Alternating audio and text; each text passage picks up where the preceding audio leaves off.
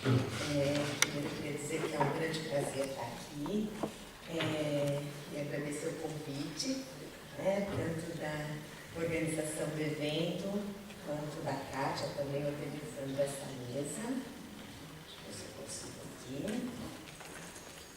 Acho que deu certo. Obrigada.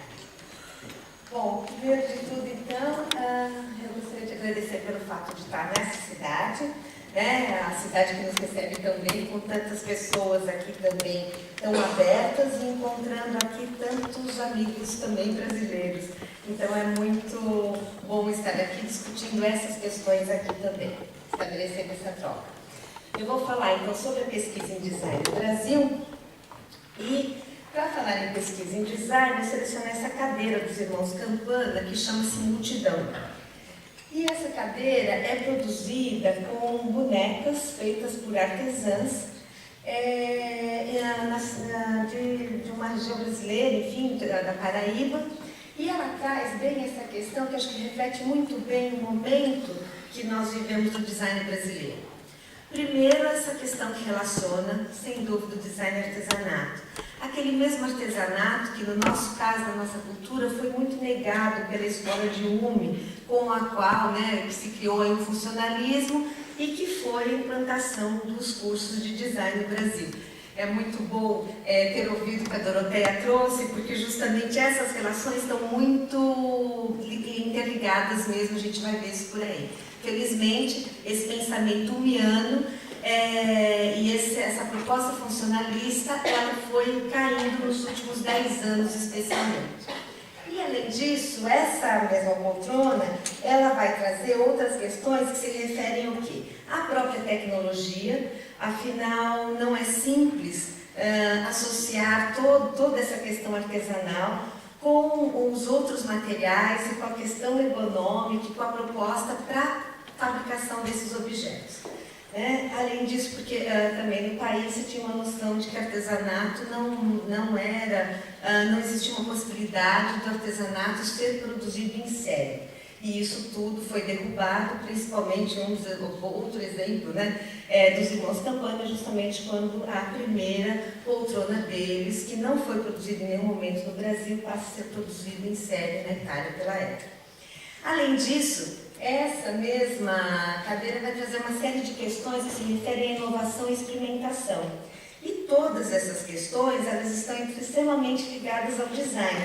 E aqui também eu trago algumas questões falando mesmo do Dia Nacional do Design, que foi agora dia 5, portanto vivemos essa semana.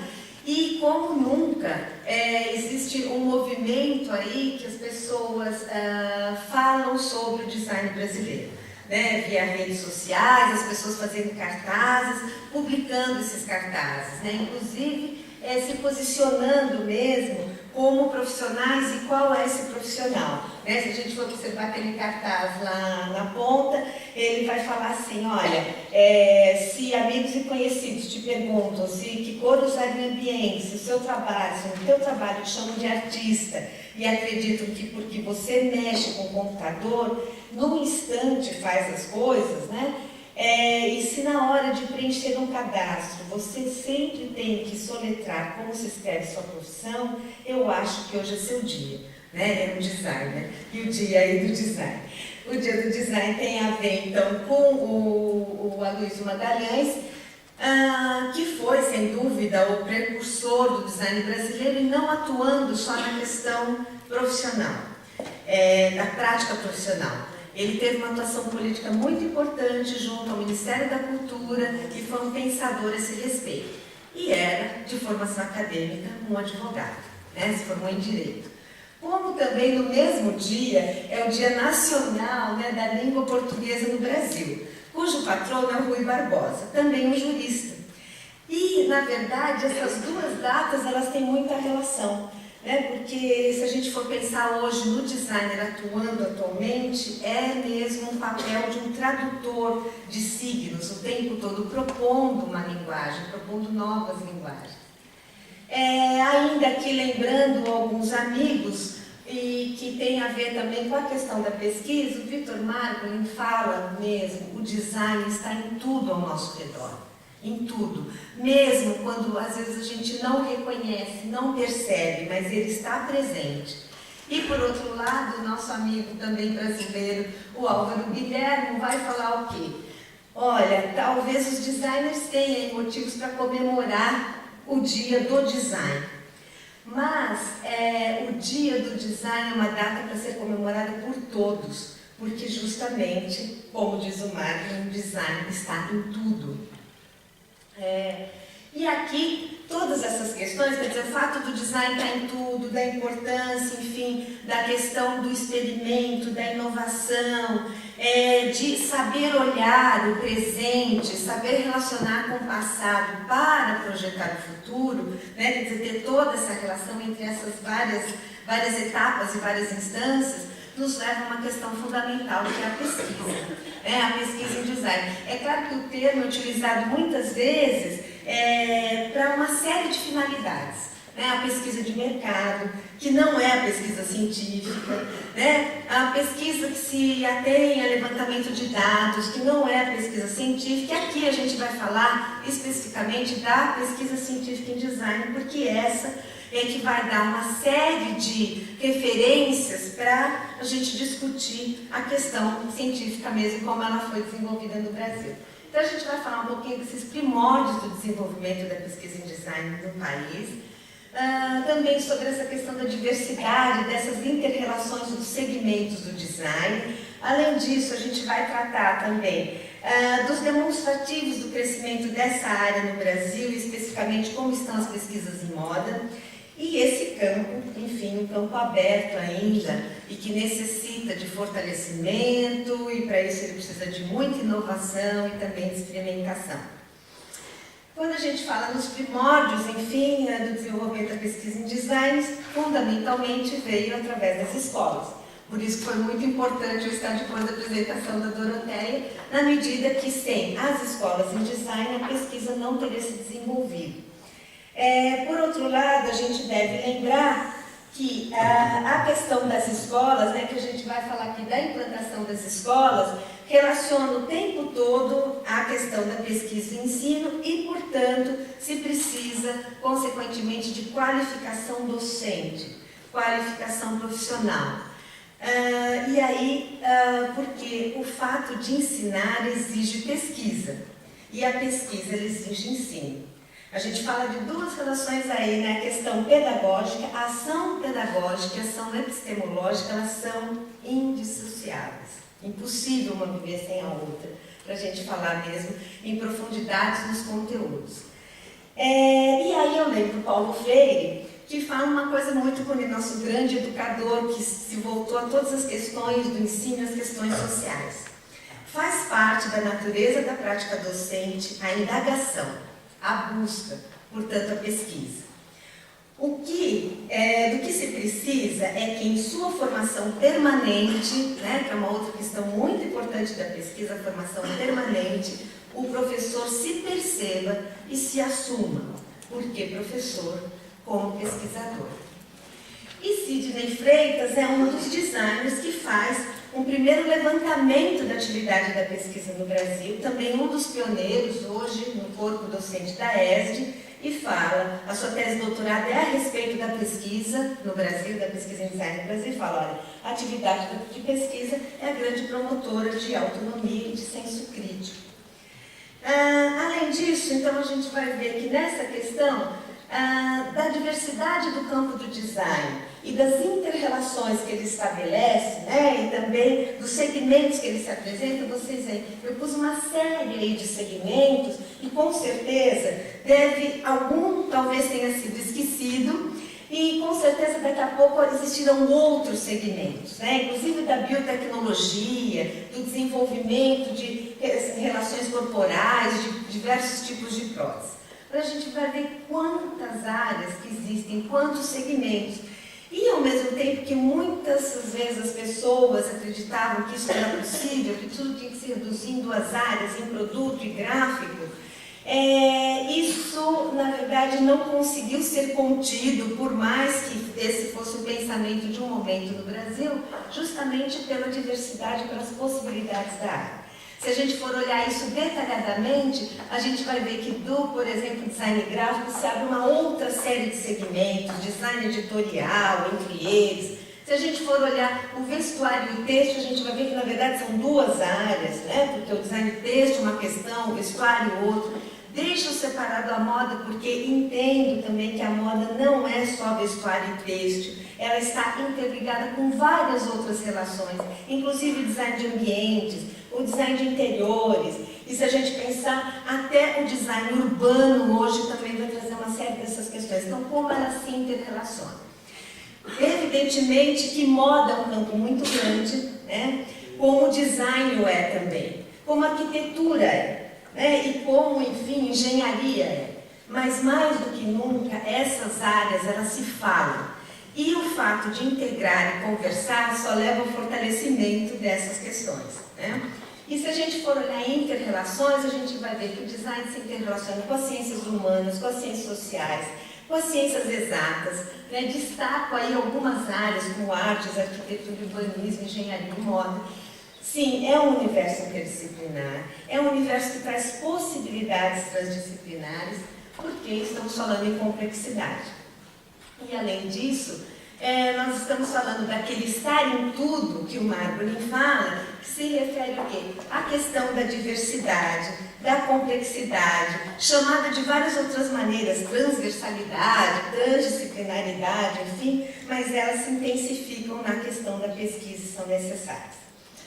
Quando a gente fala do crescimento da área de pesquisa no Brasil, a gente vai ver o quê? Que a década de 90 é o grande momento onde surgem os primeiros cursos, os primeiros programas de pós-graduação em design, naquele momento, então, ainda cursos de mestrado, que são pioneiros. E aí, o programa de pós-graduação em design da PUC-Rio e o programa de pós-graduação da Unesp em São Paulo. Então, Rio e São Paulo, pioneiros novamente, e como, na verdade, refletem o que aconteceu com o estabelecimento do ensino de graduação. Também se inicia por Rio e São Paulo. Também, consequentemente, são os dois cursos de mestrados que são elevados a programas de pós-graduação na medida que têm seus doutorados aprovados. Seus primeiros doutorados e, consequentemente, também até hoje as maiores notas do país na avaliação pela CAPES. A partir dos anos 2000, nós vamos ter vários cursos de mestrado sendo implantados em vários estados brasileiros e também os programas de pós-graduação. Hoje, em 2012, nós temos, então, 15 programas de pós-graduação em design. Desses 15 programas de pós-graduação, 13 são cursos de mestrado, 7 são cursos de doutorado, incluindo aí a última resolução da CAPES, que foi agora divulgada dia 30, com a EST obtendo o doutorado em design e com a Embi Morumbi de São Paulo também obtendo seu doutorado em design. Então, portanto, nós temos aí 7 doutorados que até há um mês atrás eram 5. E 2 mestrados profissionais em design. O que quer dizer que a gente tem 22 cursos de pós-graduação no Brasil, assim distribuídos, e isso representa um grande fortalecimento da área. A gente pensar que em 20 anos nós tivemos esse crescimento. É muito pouco em termos de Brasil. Se a gente pensar no todo do Brasil, hoje são mais de 5.000 cursos de pós-graduação, nas todas as áreas. Mas é muito para a nossa área, porque é uma área que, em princípio, só valorizava a questão da prática profissional. E foi muita luta dos pioneiros, e aí a professora Ana Maria de Moraes, Gustavo Bonfim, os dois em memória e outros que continuam atuantes, para se discutir essa questão e para se levar a perceber o quanto a pesquisa é importante. Aqui a gente vê então a distribuição pelo país, as notas obtidas de mestrado e doutorado, enfim, são notas que variam então de 3 a 7. E um outro critério para se falar do crescimento da pesquisa no país, justamente são os eventos científicos. E a mesma coisa vai acontecer. A partir de 94, a gente passa a ter o quê? A implantação do primeiro Congresso Brasileiro de Pesquisa em Design, que esse ano teve sua 10ª edição e, sem dúvida, é o maior evento, né, do design, apresentando todos os segmentos. A partir daí, o CIPED, que o ano passado, em sua sexta edição, foi feito em Lisboa, na UTL, aqui o professor Fernando, que sediou o evento, foi presidente do evento. É também um evento muito importante, principalmente porque no momento que ele sai do Brasil e vem para Portugal, para Lisboa, o Congresso Design e Informação, que está segmentado não só internacional, como é o Congresso Brasileiro, como é um Congresso Nacional de Iniciação Científica, destacando a questão da iniciação científica, que é um ponto de importância. Em 2005, o Colóquio de Moda, que em sua nona edição, então essa nona edição aqui, 2012, que o ano que vem, então, em Fortaleza, como a Doroteia apontou, e a partir de 2008, passando a ser um congresso internacional. Em 2006, o Seminário de Metodologia em Design, que continua, né, sendo desenvolvido. 2007, o Simpósio Brasileiro e Internacional de Design Sustentável. E em 2012, o Congresso Internacional de Design e Moda, CIMOD. Então, isso eu estou falando dos eventos que têm continuidade, que têm regularidade, que são avaliados pela CAPES e que mobilizam mesmo toda a área em termos de pesquisas e trocas, em termos de pesquisas que estão estabelecidas. E eu estou terminando. Além disso, a gente vai ver o quê? Então, temos ainda, na questão da pesquisa, no Brasil, 426 grupos de pesquisa cadastrados e validados pelo CNPq, que é o Conselho Nacional de Desenvolvimento Científico e Tecnológico. Os grupos de pesquisa, então, para eles existirem, eles têm que ser validados pela instituição de origem, tem uma série de regras, enfim, para estabelecer um grupo, tem que ter um coordenador doutor, com mais experiência, e isso congrega para uma série de outros pesquisadores para ser validado pelo CNPq. E temos 6 periódicos científicos em design, né, específicos em design, que tratam também da questão de moda, ou periódicos que tratam de moda e design, como é o caso da Douglas. E as pesquisas em moda, aí estou trazendo dados de uma pesquisa da Maricida Menezes, que foi apresentada nesse congresso. Mas, enfim, de 1929 até 2011, no Brasil, nós tivemos 671 pesquisas em moda. Dessas pesquisas, 579 são dissertações e 92 são teses de doutorado. Além disso, 91 delas são em design, 98 são em comunicação e 114 em administração. Eu acho que isso também demonstra bem como a área não só é interdisciplinar, né, tem possibilidades transdisciplinares, mas como é que se estabelecem os diálogos e as conversas com outras ciências também. E como isso é presente no contemporâneo, né? Para encerrar, eu estou trazendo aqui uma afirmação do Loba, que é um designer, também um pesquisador, é professor, e que ele vai apontar o quê? Primeiro, a necessidade de formação mesmo, quando a gente fala em questão da pesquisa em design. A formação do teórico em design, para refletir sobre os problemas do design, sobre a importância social do design e do próprio profissional do design. O fato de elaborar teorias relacionadas e destinadas à melhoria da prática, facilitar a aplicação e compreensão da complexidade que se afigura nesse campo, analisar os produtos e sistemas resultantes do design, desenvolver métodos de planejamento, citar argumentações teóricas a respeito do campo e das atividades do design, refletir sobre possibilidades e consequências do campo do design e acrescentar conhecimentos para o avanço dessa área. Então, ele aponta ainda que essa atuação vai se dar sim nas instituições de pesquisa, nas editorias e nas escolas. E aí, quando a gente fala, então, que o design, a moda e as interrelações são super abertas mesmo para a questão do desenvolvimento, do crescimento, da inovação e da experimentação, ou seja, não adianta só a gente ter números imensos de pesquisa, mas nós precisamos ter pesquisa de qualidade. E que pesquisas, então, que têm que ser desenvolvidas. E o que a gente precisa, cada vez mais também, são mais pesquisas em moda, em design de moda, mais grupos de pesquisa em moda, em design de moda, mais periódicos científicos, mais áreas de concentração nos programas em moda, praticamente, elas não existem no nosso país. Precisamos de mais linhas de pesquisa em moda especificamente, como precisamos de mais programas de pós-graduação em moda.